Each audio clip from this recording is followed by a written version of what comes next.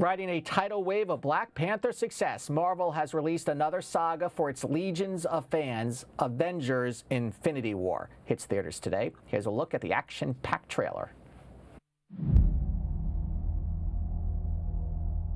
There was an idea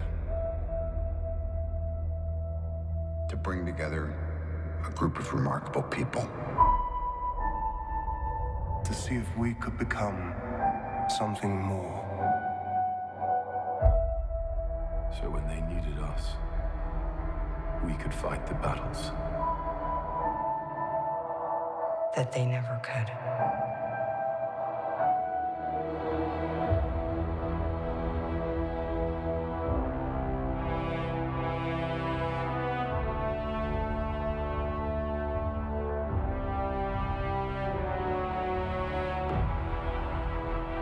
In time, you will know what it's like to lose.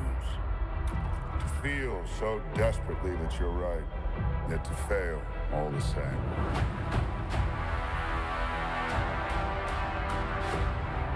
Dread it. Run from it. Destiny still arrives.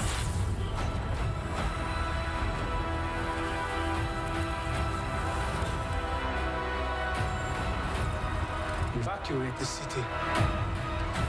Engage all the... Well, those are my plans for the weekend. For more on the Avengers, our guest is host of the Fanbros podcast, Tatiana King. Thank you for sticking around. You were on 360 earlier, a terrific interview. Let me ask you first, you've seen the movie, you like it? I loved it, absolutely. Really? 9.5 out of 10. 9.5 out of 10. Yes. This is a big blockbuster, big budget movie. What makes it so good? It is the, oh, man, okay.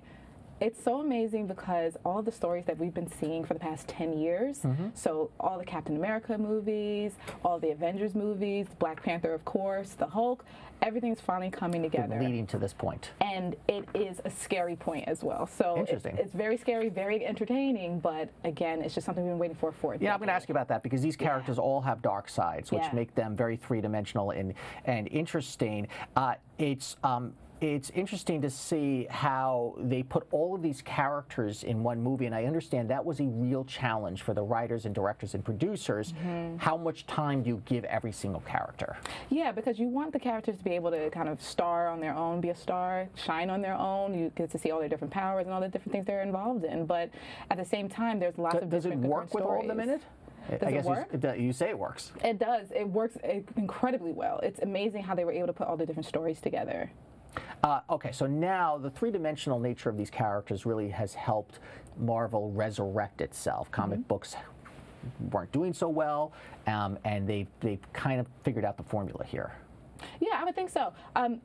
Because there's been so many different people who've touched the project, from the Russo brothers to other directors and writers, they've had the chance, they've had over 10 years to really sit here and think about where they want to go with this Marvel universe. So they've had a chance to build up the characters, they had a chance to build up the stories, and also give you a different color on where these people need to go and where the whole story needs to go. And they have a wealth of knowledge to do this. You know, I'm wondering, Black Panther was such a breakthrough movie and a breakthrough comic book. I feel that is there any devaluation of the Black Panther characters by putting them now with all of these other superheroes who are better known, for example? Oh, not at all. You don't think so? In fact, it's the opposite. In fact, everyone gains more strength, and that's kind of the purpose of this movie as well, to show that there is strength in numbers and there is strength in everyone learning together and building together. So Black Panther being in this, it actually increases the value of this movie. You talked earlier on 360 about how this movie isn't about the good guys. No, not at all. But it's really about the bad guys, and that always makes for a more interesting story. Yeah, it's really clearly about Thanos and what everyone's doing to try to stop Thanos. And tell us about Thanos, for those not used to who know the Marvel universe. Yeah, so he's generally speaking, he's the big bad of this movie. He's the guy who's basically trying to destroy the universe as we know it, and the Marvel heroes are all trying to just stop him. Do they get along? Because part of the Avengers series is that there's a human element here, that they don't necessarily like each other, and it's a story about working together. I don't want to be too simplistic. Well, there's some people who work better than others, and yes, there are some ingrown problems between the two people here and there. But that being said, they realize there's something greater than themselves, right? The world. Where does the Marvel characters go from here? Because you just said it's been 10 years of getting to this point. Yeah. And of course, big Hollywood studios are going to want to make this movie over and over and over again. Yes. Do you think that it has creative legs to go another 10 years?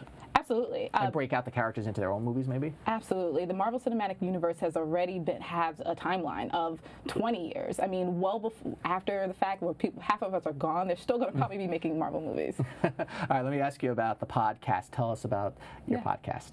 So we're Fanbros Show podcast. We talk about geek and pop culture from the perspective of people of color. Geek and pop culture. That's right. So we talk about movies, TVs, video games, everything in between, comic books, and we do it all from the perspective of What does that mean, a perspective of color? How is it different than the mainstream white culture, would you say? Right.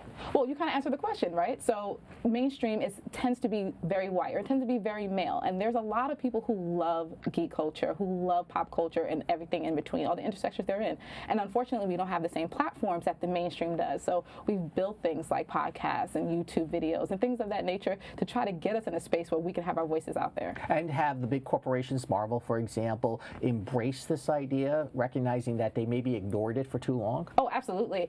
In fact, very recently we had Letitia Wright on our show, and Disney really reached out to us and said, hey, you know what, we want to make sure that she speaks to you guys because we realize you guys have a great audience, a very engaged audience, and people want to hear from the perspective of people of color about what we think about this. Is this going to be the #1 movie of the weekend?